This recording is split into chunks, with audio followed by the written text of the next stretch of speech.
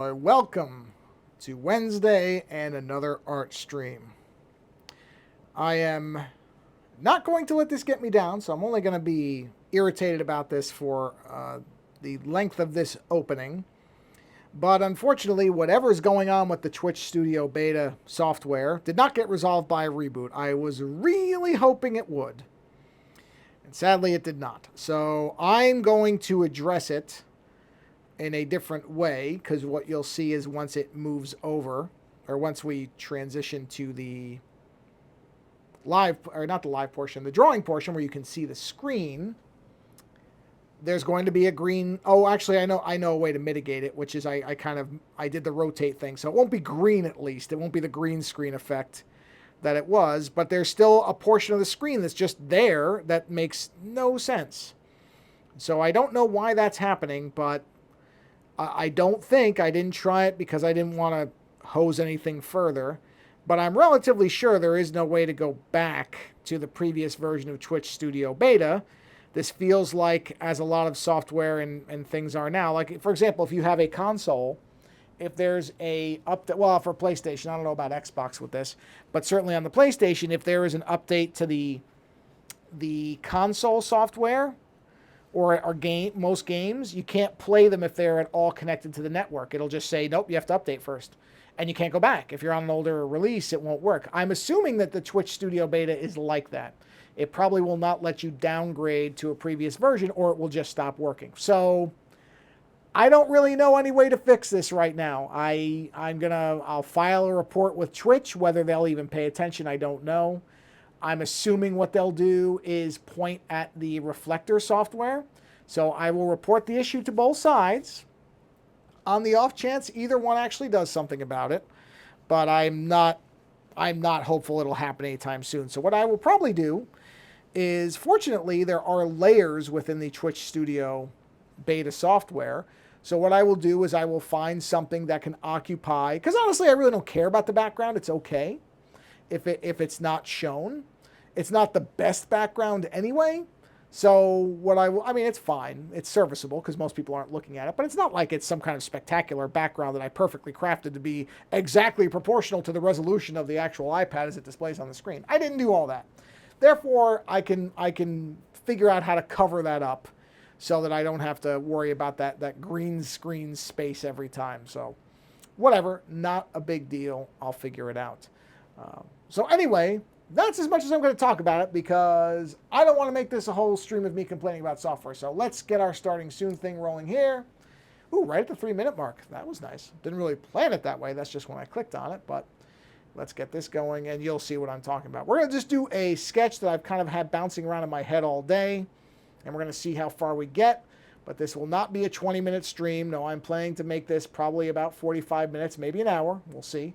Just see how my hands hold up on it.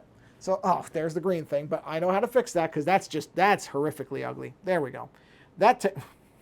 Hold on. Let me do this. Let me do this, and I think that will fix it. Because I'm probably okay, that's fine. We can live with that. I'm probably going to work in vertical for most of this because it's going to be a vertical piece. Let me turn my keyboard off so I don't inadvertently hit any keys. So I've had this image in my mind. I really don't know where it came from all day. I know where part of it came from, but I've had this idea in my head, this image of a Starbucks cup with the Lovecraft Cuphulhu monster as the foam that's at the top of the cup. And I really don't know why that's been in my head all day, but it has. So that's what we're going to do here. We're going to do basically a Starbucks cup with a Cuphulhu monster in it. And I'm just going to do this right from scratch without any real reference material or anything. Okay, that's not the pencil. I meant to select the pencil. We're just going to go ahead and do this in rough sketch form. So we'll make this is going to be the cup. So we got our cup. And if I actually like this image, then at some point I'll probably do some ink version of it. But we're just gonna do this loosey goosey and not worry about it too much, because why not? We'll just have a fun stream. I haven't done one like this for a while. I think not since the squiggle ones, and this is not really a squiggle one because I'm not starting from a squiggle. But so let's see. So we'll go ahead and we'll have a symbol on the cup, which I don't know, whatever that's going to be. So that really doesn't matter. And let's see how we want to do. We'll have a nice like a center point shadow that comes down, something like this. And then I'll go to a secondary and a secondary and a secondary, and we'll just go like that. So, yeah. All right. So, like I said, I know that I had seen something that somebody posted about Cthulhu or Lovecraft or something, and that kind of got me thinking about. I don't even know if this is going to be a strictly traditional looking Cthulhu thing. It's more like kind of a, because Cthulhu is sort of a bunch of things, but he's mostly kind of an octopus with bat wings and kind of a, I don't know, the body gets depicted in very, very different ways. So I'm kind of just messing around with it. But I kind of have this idea that, okay, if it's a big foamy thing, that's going to be some of the tricky bit, is to get the foam the way it's envisioned in my head, because I want to have the tentacles are going to be, see here, like the foam coming off. So I want to have that being kind of the face tentacles that Cthulhu is traditionally shown to have. So I'm just trying to work out how exactly that will go. So that's why I'm just kind of experimenting here. But having it actually look like foam is going to be, it will be the challenge, I think, because it's sort of hard to depict foam. Or I don't know if maybe it's not foam, but like whipped cream, something like that. So, we'll see. So then I think I'll just have there's a couple ways you can do Cthulhu's eyes, right? So let's go through a couple of them.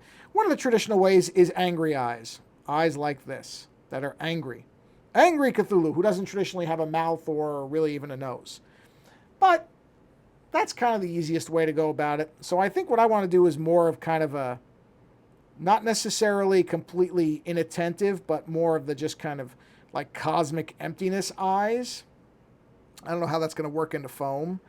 But, ooh, actually, maybe I do. Maybe we'll have these foam tendrils will bleed out of the eyes. That's an interesting way to do it, where the tendrils will actually kind of bleed in and up out of the eyes, where they'll be formed, at least some of the channels of the eye sockets will be formed inside of the, yeah, that's not a bad idea. I can see that working. So we'll try that. We'll have the kind of folds of the arms. I mean, it's a little bit, this is not the most, well, this is a sketch, so I'm not really worried about how finished it looks. But this could work. I could see something like this, where this forms into the actual folds of the foam. Maybe I'll be able to speak English at some point. Maybe. You never know. Miracles can happen. Something like that, and then have the kind of eyes going up into different foam areas. Or again, whipped cream areas, so maybe a little whipped cream top. That's kind of hysterical in a way, if I can actualize it properly. So I have something like this where the eyes are kind of tendriling around, because the eyes are always kind of an interesting thing with creatures. You never really know what their impact will be. That's why the typical thing is to make the angry eyes like this, angry. But I kind of like the idea of just the almost Man-Thing type eyes. If you never read the Marvel Man-Thing, where the Man-Thing is just kind of, I don't know, I guess at some point they made him express, but a lot of the comics I read, which were the early 80s ones of Man-Thing, he was sort of just this emotionless, lurching monster. In fact, this kind of looks like Man-Thing now that I look at it, so I guess there's some Man-Thing influence happening there. But he was always kind of, I'm going to do like little dollops of foam that are shooting off or whatevering off here.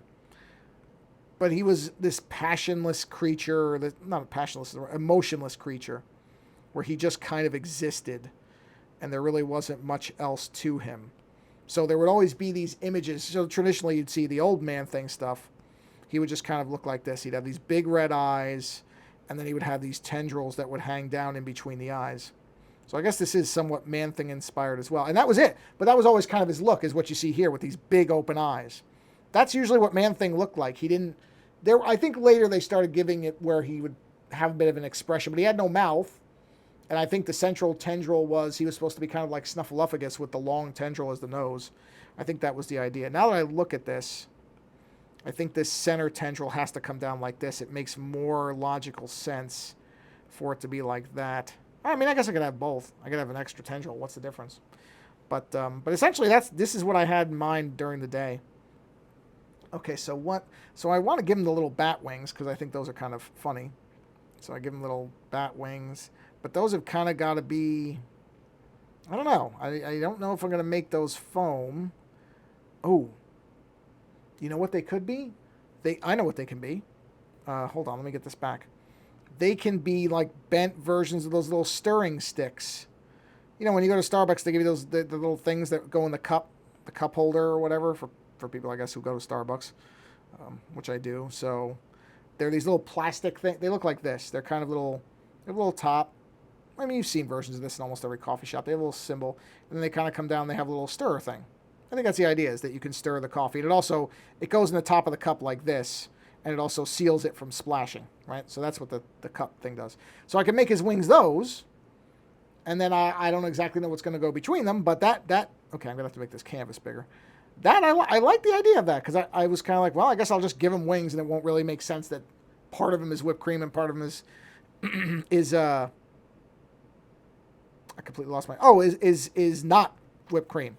So this way I can actually do that. I can actually have it where, okay, these little bent stirrers are coming out from his back and forming his bat wings, which I'm still going to have to work some things out on that, but that's okay. But it's still, at least it makes some sense. You know what I just realized? This is why the stirring...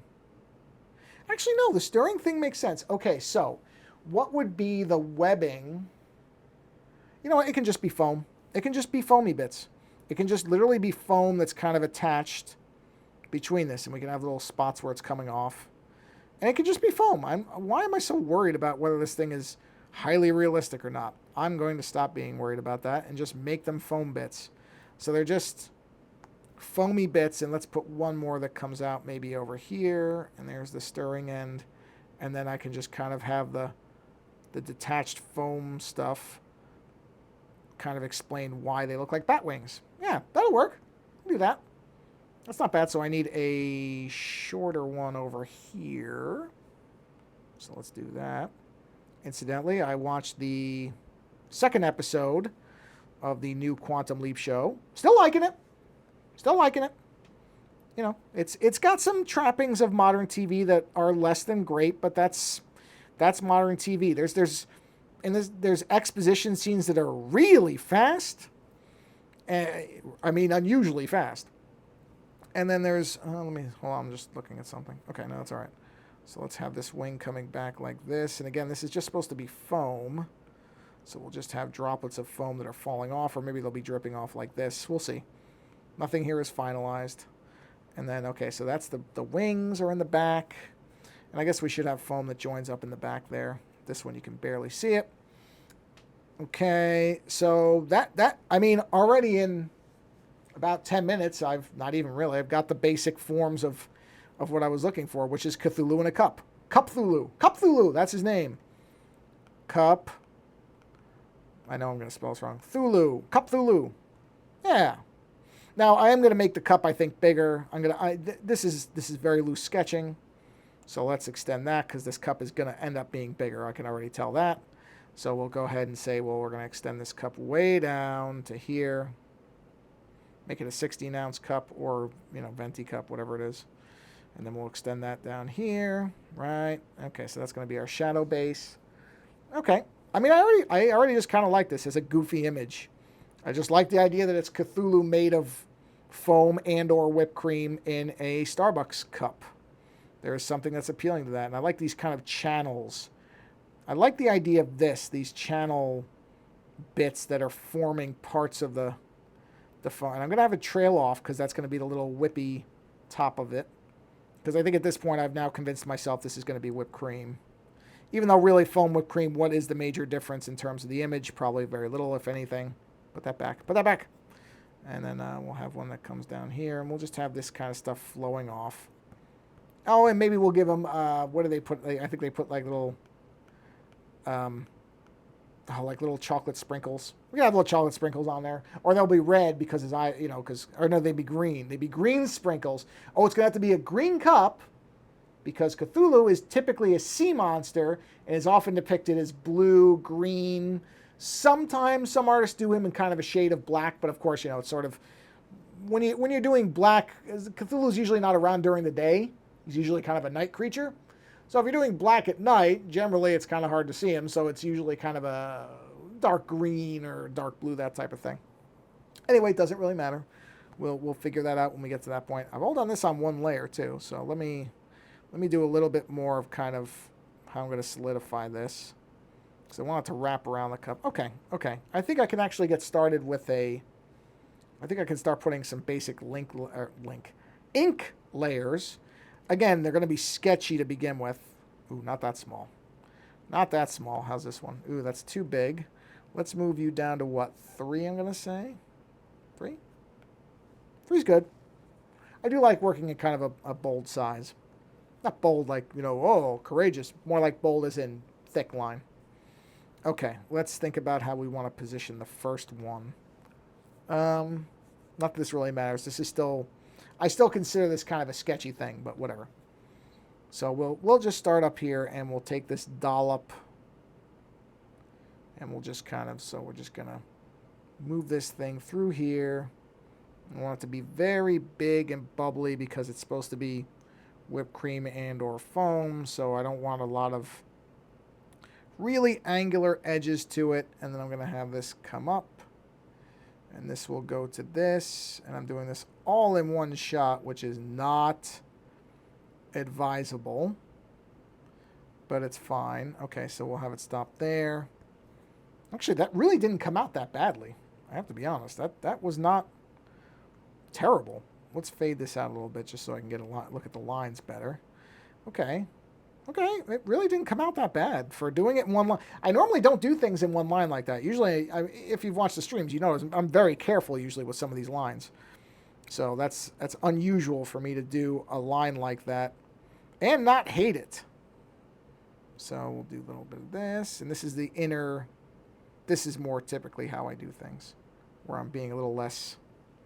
I don't want to say cautious is the wrong word, but I'm being more cautious, less flippant about what I'm doing. That's where I was trying to go with that.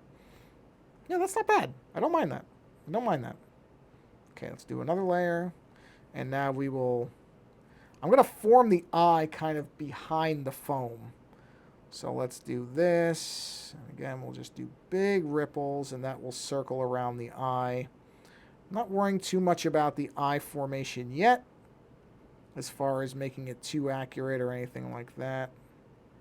And I'll figure out what I want to do with some of the foam stuff. But I'm going to follow the general template that I've created here, where I'm just kind of doing blobby bits of foam.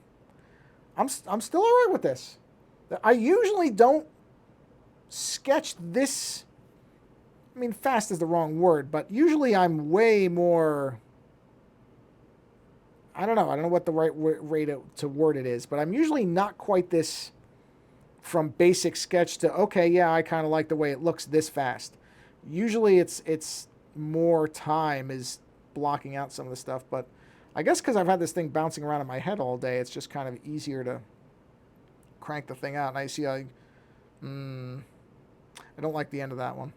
I'm trying to... I don't like the way the foam looked on this side to begin with, but I kind of messed it up, so we're going to redo this one. See, I don't like how little there is to connect to the eye there, so I want to do that. You know what? I don't like the fact that all the tendrils are the same size, so we're gonna shorten this one. It really doesn't matter, but I don't... It looks a little too... Not sure what exactly the word would be, but I didn't care for the look. So rather than just leave it, fix it now, since we're kind of... Yeah, this is, for me, unusual to be going this kind of fast through a sketch. I usually take a lot of time building things up, which isn't necessarily a good or bad thing. It's just usually the way I work. So it's just kind of strange that I'm whipping through this thing as quickly as I am. But I don't mind it. I'm okay with it, because it's so far it is forming about the way that I want it to. So I'm not going to worry about the fact that it's not my typical process. I'm just going to keep going here. There we go. And just build the little parts. I mean, this what I'm doing as my voice destroys itself. This is more typical of how I build things, is in these different layers, these different parts.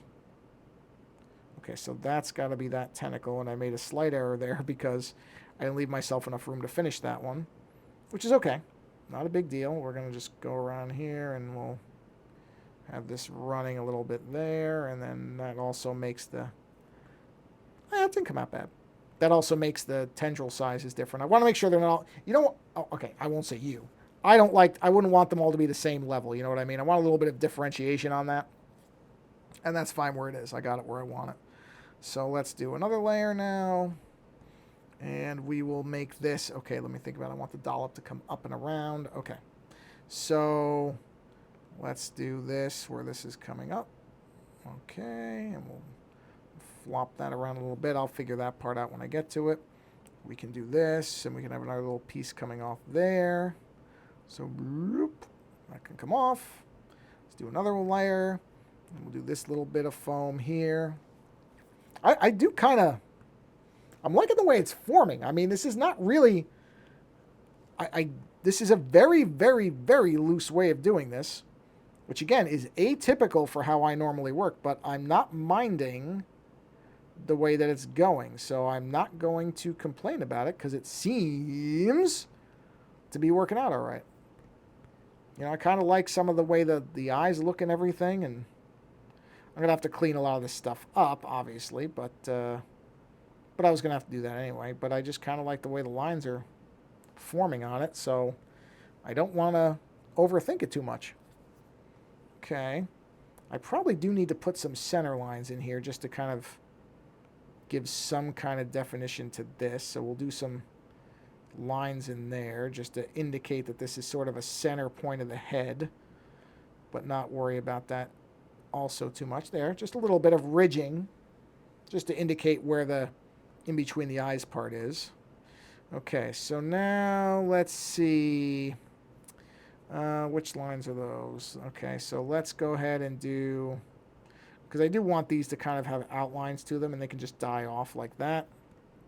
But I like the idea that there's some dark edges in here that are kind of ringing everything, and then they'll just kind of bleed off. And that's okay, but I do want them to be there. I like the idea of these kind of dark ripples on there. Yeah. Just have that bleed off to there. I think I'm okay on that one. No, I need a different one. No, I need a different one. This one will work. So we'll have this. Let's see, where do we want that to start? Let's just have it coming in here. And that will form that. There we go. I'll worry about the eyes a little bit later. I'm not too worried about that right this second. All right, let's make some big foamy drubbles. Not a word, but I'm using it. Drubbles coming off of the foam. There we go. So it looks like it's foamy. Just put some little circles around. And that gives a little bit of motion. Makes it... you know what, though? I don't like... Actually, I'm fine with it. Never mind. I was about to say something.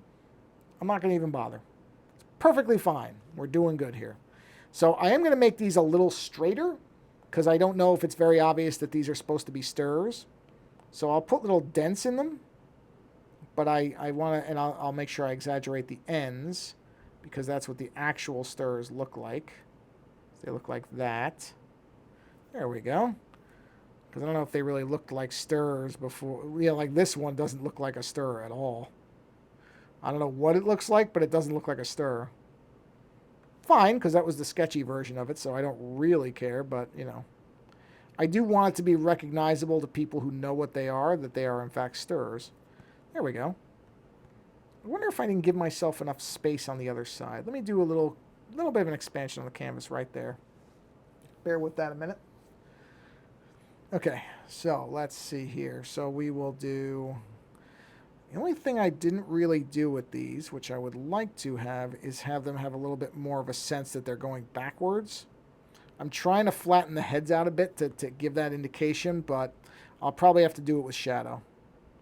You know, indicate that there's more of a flattening going on there because it's not really evident from this. I'm not particularly worried about it. It's not a huge deal if it doesn't come off. It's not like I work in 3 dimensions very often anyway, or I'm not concerned about the three-dimensionality. The three-dimensionality might be the word of it. That's okay. I'm still just kind of amazed that I'm chugging along at this rate because this is, I'm not kidding, this is highly unusual for me to be going this fast. This is not typically how I work. So I am actually just pleased that this thing has not fallen apart on me. All right, let's do some of that. I'm going to do a little bit of this. But I guess, like I said, I've been carrying this kind of general image around in my skull all day. So that is probably helping. The fact that this is not just something that I didn't think at all about. I didn't start with I did start with a blank canvas in terms of the iPad, but I didn't in my head. In my head, I had this kind of. I didn't call him Cuphulhu though. That is a spontaneous generation of the stream. But I did have this kind of general thing spinning around in my head for at least the last 3 or 4 hours, and I do know I saw a Cuphulhu image or something Lovecraftian before. But it was not, I don't think I saw it next to a Starbucks ad, in other words, or anything like that. It just happened to be what it is. So, yeah. All right, so let's do our foam here. Just wanted to check something really quick. Yep. And, not doing it off of any reference points, which, I don't know if the Starbucks cup looks quite right, but I'll fix that. That's not a really critical thing. After all, it is a foam Cuphulhu monster in a cup. I don't think that referential accuracy, again, I don't know. Referential is a word, but I don't think I'm using it correctly. I don't know that it really matters. It doesn't, you know what? It doesn't matter. I will correct and amend that statement. It doesn't matter. This is exactly what I always talk about with like the squiggles and the other things. Just do whatever's fun. This is a fun, silly drawing of basically a cosmic foam monster for all intents and purposes. I mean, now I just want to start going crazy with the little foam bits too and just start having them everywhere so it kind of looks like he's roiling and bubbling, even though that makes very little sense. But it doesn't have to make sense. I don't mind. I like this image so far. I really do. I kind of like this little silly thing. It's kind of like, there was another image where I was doing it. I went, oh, okay. I'm kind of liking this thing. This is sort of like that. I'm going to put more ridges there because, I don't mind that little ridge there. I didn't put a dark thing here, so let's go ahead and do some dark ridging there. Yeah. Here we go. Okay. No, I'm digging it. I like it. It's not overly complex. It's silly. It's Cuphulhu. And I am all right with that. We're going to go way down and build a layer here. This is where I do want to try to get the cup to be more symmetrical, though. I don't know. Okay, hold on. Let's think about this. Wait, why is it not showing this? Hold on. I didn't realize it wasn't updating. Did it get frozen? Hold on a minute. I'm sorry. I don't know what's going on here. Hold on. Why did you stop showing the screen? Oh, this is a new form of what? No, I don't want that. Yeah, you're not seeing my screen at all. So let me stop mirror. Oh, wow. Okay. So now, instead of it going away, it just leaves that freeze frame there. Well, that's actually not worse. I don't really mind that, to be honest. Let's see if it comes back now. That's so screwy. I really don't understand what's going on with this thing. It completely lost its connection. That makes no sense. No sense. I see it's just finding... And you know what's funny, though? I'll tell you something that is amusing. See, you're not seeing it, though. Why is it not showing up on here? All right, hold on. Let me try a bounce back and forth. Let's go this. Oh, no, you're not seeing it at all. It dropped it from the scene entirely. Now, what's funny is it seems to have reduced how much CPU it's using, but now it's not doing this properly. So, sorry, I didn't realize it. If I was seeing the image up, I kind of keep a quarter of an eye on what's going on, and I didn't notice the image had gone away, or had frozen. I mean, now you see the green screen thing, which is... Here, let me fix that. There we go. Sort of. Hold on. Let me do that again. Let's do this. Oh, wait. Let's do this. Sideways. Bring it up. There we go. At least it's not... Yes, it is. Hold on a minute. Let me do this. And now bring it back. There we are. Really, really stupid that I have to even do that. Anyway, whatever. At least it's... Let me make sure. Yes. Okay, you're seeing it again. Stupid. It's just so stupid. But let's not get caught up in that. I'm saying that more to myself than anybody else. Okay, so we're gonna go ahead and do a symmetry layer on this one. I believe that's an empty layer. It is. So we're gonna go ahead and make our cup. And we'll do this. As you can see, it's mirroring that. So let's make the cup about there. Okay. Now the base, I'm gonna do a little bit of, I'm gonna do two things at once here. So I'm gonna give the base its curve right there. Make those meet in a kind of realistic way. All right, and then, but I don't want it to be completely symmetrical. Not completely. Although I will do this because I do want, it is sort of a shame that you lose the top of the cup. But I'm not going to really, did that dot, yes, that dot mirrored. Okay. I'm not going to worry. Oh, you know what? Let me do one quick thing. Sorry, bear with me 1 second. I am going to very quickly see if Aaron Judge hit the 61st home run. I really hope he did.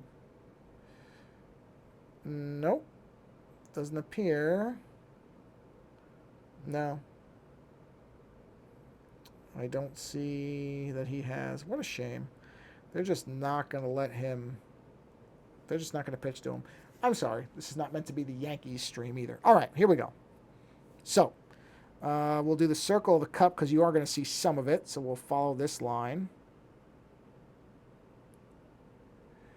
But you don't see all of it, so it really doesn't matter. Yeah, that's fine. And then we'll do the second line. Just for the rim of the cup, we'll go right there. Eesh, that's a little bit, I don't know that I like that. Hold on, let me redo that. That's going to bug me. Better.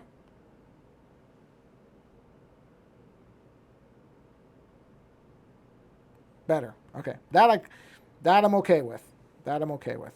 So we've got our, you're not even going to see most of that, but I wanted it to be there.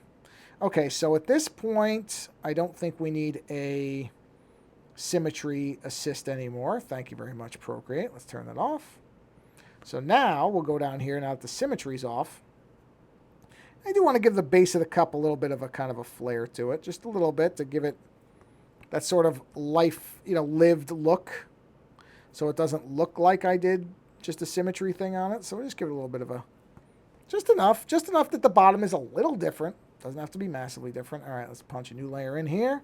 We're going to have our, whatever we'll end up calling this, Starbucks symbol, which is not, oh, jeez, that was a terrible circle. Terrible circle.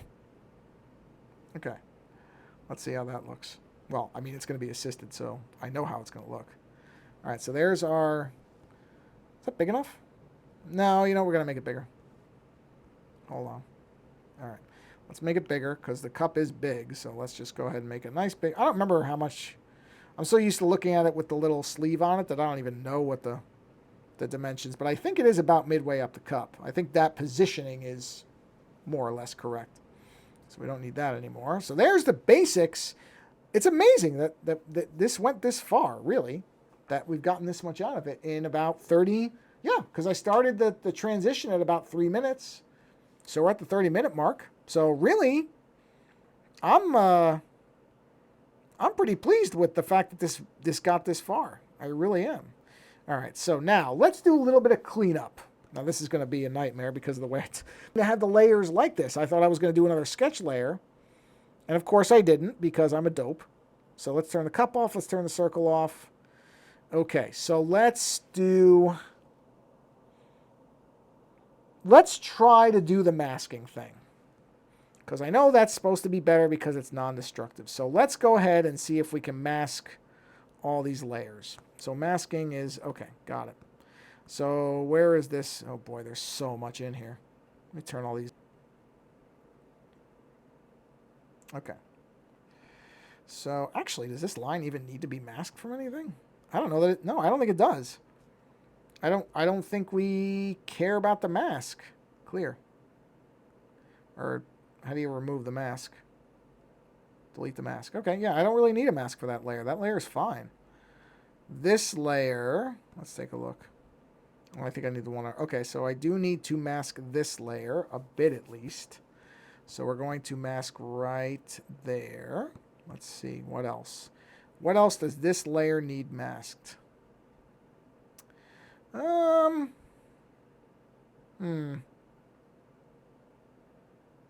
a good question.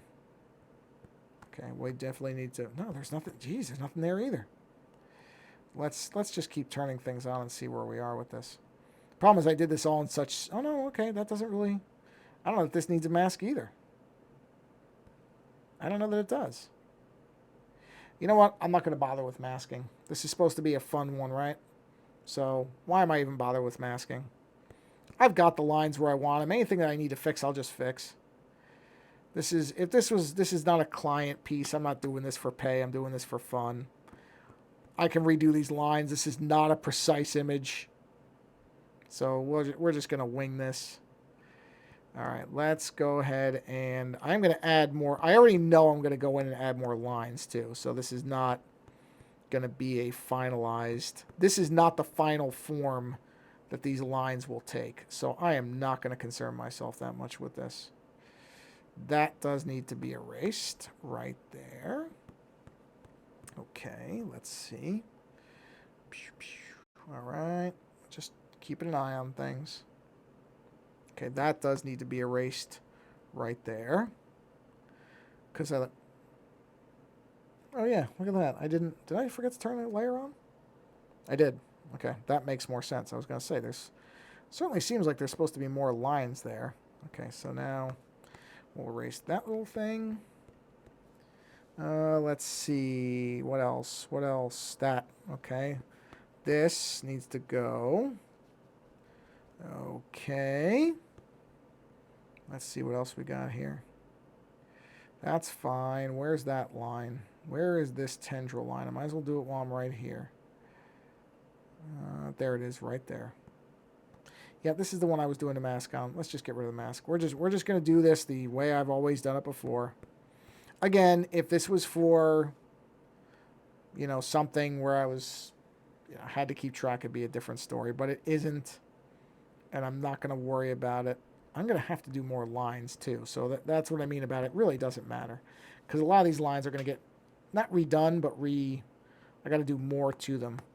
They'll probably get covered up anyway. So some of these erasures are kind of pointless, but it'll let you get a look at the image better than we're currently getting. So I don't mind it.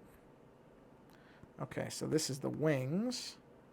So we can take that. That's going behind the tendril. So we'll do this. And then we'll do this just so, because it looks clean. It doesn't, not really a necessity, but just because it looks a little nicer and gives you a cleaner look at the actual imagery. Somewhat. Let's see. That's the wings. The foam wings. So we want to, or yeah, the foam wings. That was correct. Foam wings. So we'll cut those out of there. I don't know if these are the same ones. Kind of makes sense that I would do it on the same layer. Because I am doing this very, very, very loosely compared to how I normally do it. So there's a difference in how I'm approaching this because I'm just grooving along. So really don't have to be as strict as I normally am with the way I do certain things, where I would really have each piece on its own individual layer. Honestly, not all that necessary. Not for this. Not for this. At least not at this stage. Now, that could change at some point. I might, you know, really groove into this thing, but I doubt it. I think this is just going to stay a fun... Wait, did it go away? Okay, no, it's still there. For a minute, I thought the thing froze again on me, so I was just verifying. Where is that? There's a piece of foam that did not get finished. Okay, we're going to finish this foam out right here. This should keep going into... Okay, there we go. Whoops. Hold on. Let's just do that. Ugh, nope. I can see that joint. I don't like seeing the joints on the lines. Just my own little particular pet peeve. But there we go. Okay. So we're missing something is turned off. There they are. All right. So where is that tendril at? Let's take a look. Basically, I'm looking at the center one. There's a, or actually, technically, I guess it would be this center right one. There we go. Just cutting off. Like I said, none of these are really vital in terms of, you know, leaving these lines wouldn't be the biggest deal in the world. because I think that this is probably going to go through a couple of revisions, but I just like having it cleaned up.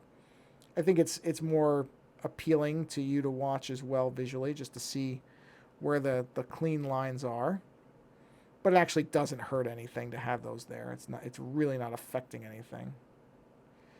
Not that one. Where is the other one? There is another one. Ba-da-ba-ba. Okay, there we go. All right. So, okay. Boy, everybody likes that Star Wars Andor series, huh? For those keeping up with the pop culture goings-ons. Everybody's talking about that Andor show, which I probably will never want. I really have talked about this on our main show. I'm really just kind of burned out on a lot of this stuff. Not that it's not good. There was a lot of really good material. I mean, not so much with Star Wars. Star Wars kind of went in the tank a bit with the new movies, but that's just my opinion. There are lots of people who like that stuff, and yeah, that's fine. You can like whatever you like. That's what I always say. So if you like it, great. But I don't know. All this stuff that's coming out now, it just doesn't hold much appeal to me for some reason. I mean, the Andor series, I'm not saying I'll never watch it. I might at some point, but I don't have any particular... I'm not in any rush to watch it, I guess, is the thing about it, even though it does sound like it's really good. People seem to really like it. And that's great. That is sincerely wonderful, because I would hope that the people who are in the show are working hard on it and want it to be good, so that's great. But yeah, I'm just not really in any particular rush to watch it. Well, I don't know. You know what I'm going to do? I'm going to do some like foamy accent pieces in here to kind of show some pockets in the foam and, you know, give some little bit of depth and differentiation in these foam bits. Yeah, there we go. There we go. Well, I mean, I'm not going to worry about the fact that, yes, the lines are going over. That's okay. Just a way to add a little bit of shade and shadow to what is traditionally a creature that is known to be a dark creature. Cuphulhu, for those who are not familiar, is not exactly supposed to be a friendly creature of the sea. No, he is basically a gigantic cosmic... Although when I was younger, I always had the impression that Cuphulhu was one of the stronger... I mean, I guess he is. I shouldn't say it that way. I always kind of looked at Cuphulhu as the top-level Lovecraft monster, and in fact, he is not. There are many other... What is the word for them? There's a word for them. Oh, boy. There are many other... there's a word for these cosmic creatures. And, of course, it's slipping by me.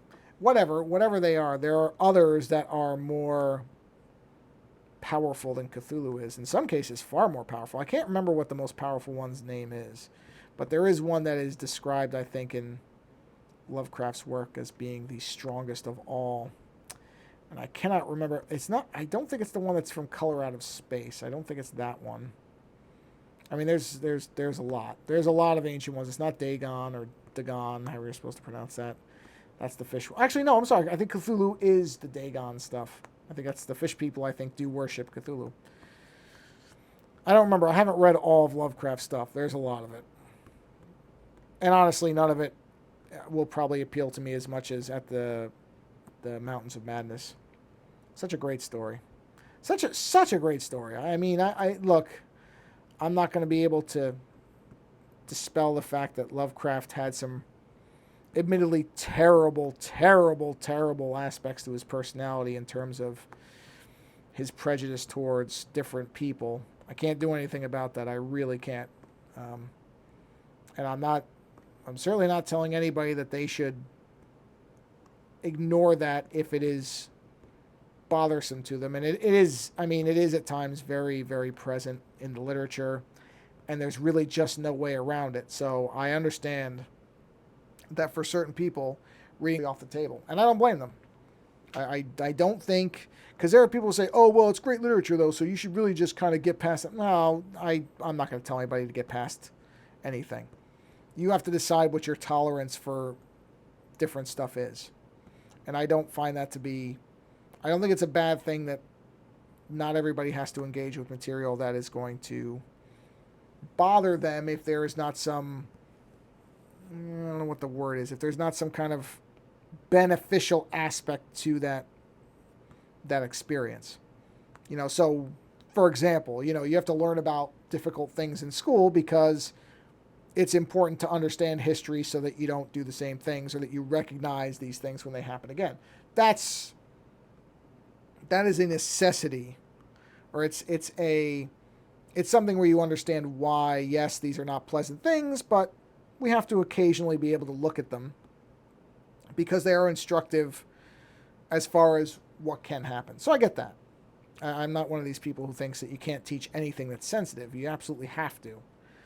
But there are ways to do things, and there does have to be in my opinion, and it's only my opinion, I don't think it's a bad thing to assess and evaluate if the benefit outweighs the negatives of getting into certain things. I'll say it like that.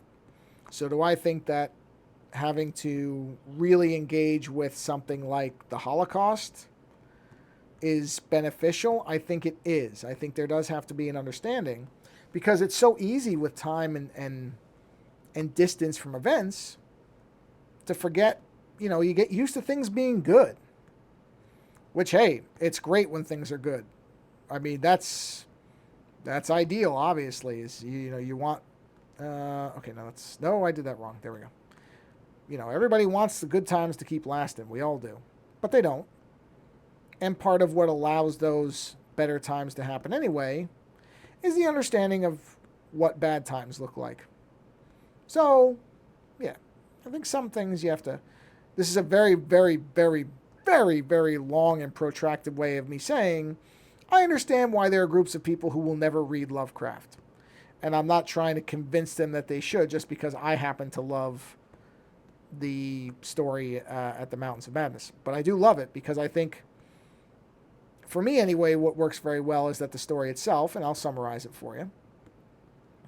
The story itself is set in a very foreboding region of the world, which is basically, I don't remember if it's the Antarctic or the Arctic, but it's way out there where there's a lot of snow and not much else.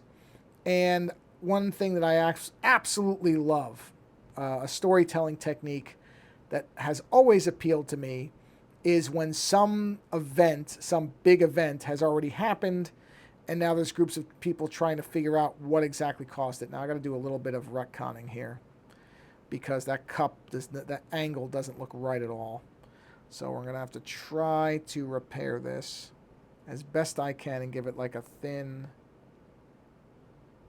There we go. That's not the...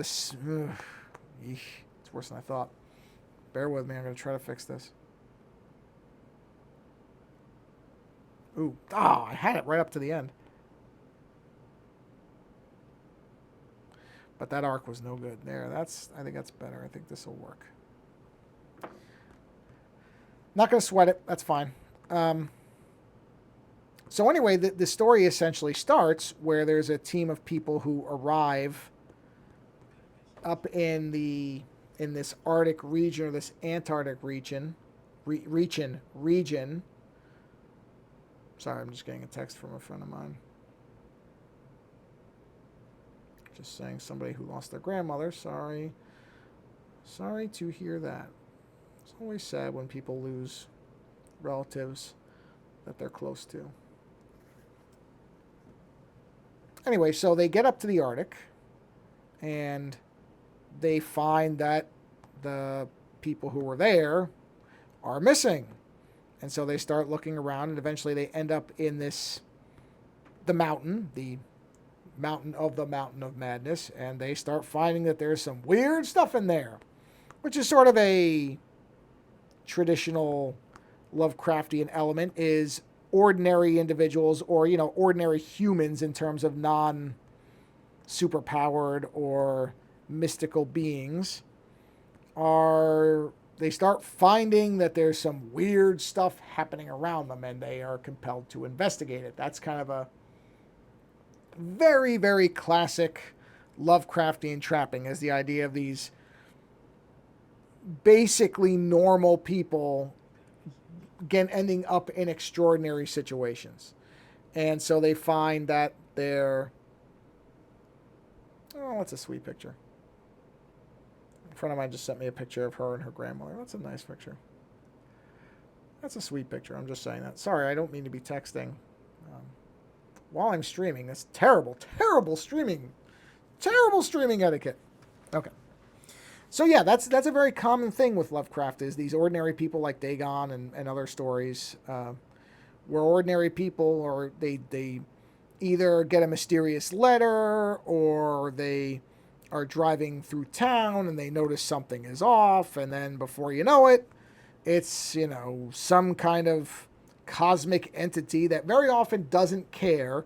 That's sort of a hallmark of Lovecraft as well, is this uncaring universe idea that all these creatures, whether it's Cuphulhu or any of the other, of course I cannot think of the term for them now, of these beings, that they're not really hostile towards human beings, but they don't care.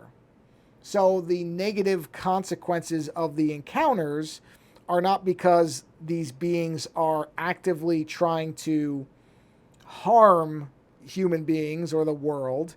It's simply that they don't care about it. They're indifferent. They don't have any actual... It's almost like if a person steps on an ant and doesn't notice. Not that they did it on purpose, but that they weren't aware that the ant was there to begin with. That's essentially much of Lovecraft's material, is that these beings are so huge and vast and cosmically alien to us that they don't even notice us. So it's not that they're being malevolent or intentionally harmful. The terror and the stuff that they do is a byproduct of simply not really caring about us. Which isn't to say that they don't notice us at all, meaning human beings. But generally, if they do, it is just as something that's there. Again, if you were out, on a nice warm day and you were reading a book, let's say, or enjoying some kind of cool drink, and you happen to look down and not even nearby you, but somewhere on the grass, you saw an insect like a ladybug just kind of crawling along on a leaf. And you looked at it and went, ladybug, and then went back to your book or whatever you were doing. That's essentially what we are to many of these creatures, is ladybugs. So if it so happened that that ladybug was there while you were, driving your car somewhere, and you squished it, you probably wouldn't notice.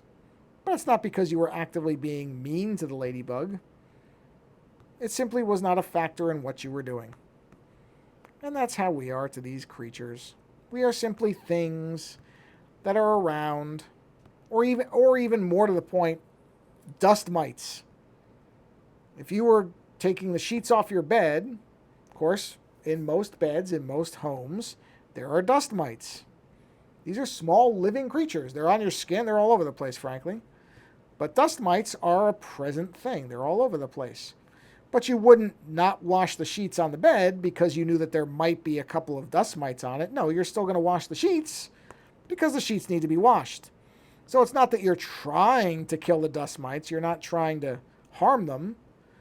But at the same time, for most of us, or bed mites, whatever they would be called. I'll call them dust mites. That makes them sound less creepy than bed mites. But you don't exactly stop and alter your entire day based on the reality of a dust mite being present. You know what I mean? That's what these creatures are. And that's what gives them some of the real kind of power, and that's what makes them a little bit unusual, because so much in horror stories we're used to the villain or the creature or the monster wanting to harm whoever the protagonists of that story are. But in Lovecraft stories, in many cases, there are definitely malevolent human beings. There are other human beings who wish harm on people, but the creatures themselves don't really care. They just kind of do what they do, and unfortunately, much of what they do tends to have a negative impact on the human beings around them. But again, it's not because they're trying or willing harm. They simply don't care. Kind of like the weather, like Mother Nature in many ways. You know, Mother Nature doesn't care. If you're in the path of a hurricane, it's not because the hurricane wants to get you. It's because you're in the path of a hurricane. It's a naturally occurring thing that is going to do what it's going to do. Or earthquake, or pick whatever disaster you want. They all kind of operate by the same principles, which are, we really don't care. You better get out of the way. And where are we? Oh, well, it's about time for me to wrap up this evening stream. Wait, let me make sure you're seeing. Oh, it froze again. It froze. Okay, it just froze. All right, let me do this very quickly. Let me, because I will finish this. Actually, you know what? It's, oh, no. I'll let you see the whole thing. Hold on. Let me rejoin this. I apologize for this. I really don't know why this is happening now, but I have a feeling it's because now these two pieces of software are essentially fighting each other. The only thing I can think is, okay, now these two things are in conflict, which really stinks because it's just going to make this more annoying that this is now happening. So I don't know why this is, I don't know what they did. I mean, this is just ridiculous. I shouldn't have to do this. And it's not, believe it or not, it's not the CPU anymore. The CPU has been, the CPU has been at about under 50% or so. It's been pretty good. Okay, hold on. I gotta fix that. That cannot be the way we do it. There we go. Okay. All right. Let me just show this off, because obviously this is now going to be a headache. I'll have to figure out how I'm going to fix or what I'm going to do here. So, did it freeze again? Why is it? Oh, because it didn't right size it. There it goes. Okay, whatever. You get the picture. I'll figure this out. I will figure out what I'm going to do with this. But oh crap! It erased the thing. Why did that go away? Oh, you know what? It's fine. Here's what we're going to do. I'm going to fix this real quick and then we'll be done here. Because now I'm getting a little bit irritated. So rather than get annoyed too much, I'm just going to very quickly fix this. And we will do, where is that? There's a tendril that goes, oh, no, don't erase anything. Where? It's like it got rid of a whole bunch of lines. That's okay. You know what? We're gonna fix this like this. Do that. We're going to do that. Okay. Now we're going to come down here. I am not going to let this get me down, because I still like this image. I don't care. We're going to make this thing work, man. We're going to do it. Okay. Did it get rid of that? It got rid of that line too, huh? Really weird. Why did it do that? That's okay. You know what? That's okay, because I'm just going to recreate that eyeball line myself. There we go. I think it got rid of it. I think that was I think I must have tapped something in the course of restarting this. That's okay. You know what that means, though? That's a signal to me. If it's going to start doing stuff like that, then we're just going to take a break right here. Wait. Or it's just something. Oh, that was turned off. Okay, that at least explains that. All right. I'm going to stop now before I do any more damage to this thing. Because, in fact, I know I did. Let me see. Let me take a quick look at something here. That's okay. Where is that? Yes, okay, this can go away. Let's get rid of this. That doesn't harm anything, and it restores it to a more balanced thing. There we go. All right, we're going to stop right here. Okay, so here's where we are with the Cuphulhu. I'm going to end the stream now before I do any damage to this thing. But I like this. So this will now go into the roster of things I'll work on during streams. So that way we have stuff to bounce back and forth across. But I like this. I like where this is. I'll turn the sketch layer on just so you can see where we came from here. So let's go ahead and just group all these together. Yeah. Let's group that. That's going to be the actual line work. This is going to be the cup. And then this will be the black layer. So if we turn that off, that's where we started. Right? And this is where we've ended up. I'm digging it. So now, before this thing crashes again, and we're coming right up on 60 minutes. So, did a full hour stream. It was not without its problems, but at least the thing got done. So, wherever you are, whether it is morning, afternoon, or evening, have a wonderful rest of whatever it is for you. Thanks for stopping by, and take care. We'll see you on the next stream. All right.